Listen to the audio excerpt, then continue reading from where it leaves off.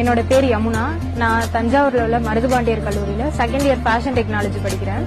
நான் இன்னைக்கு Cholan book of world ரெக்கார்ட்ஸ்ல அவார்டு வாங்கியிருக்கேன். அது எப்படின்னா, ஒரு A4 ஷீட்ல 135 தமிழகத்துல உள்ள சிறப்பு வாய்ந்த கோயில்களை பென்சில் லப்பர் யூஸ் பண்ணாம பிளாக் பென் மட்டும் யூஸ் பண்ணி அது வரைஞ்சிருக்கேன். 3 மணி நேரத்துல தொடர்ந்து வரைஞ்சு முடிச்சிருக்கேன்.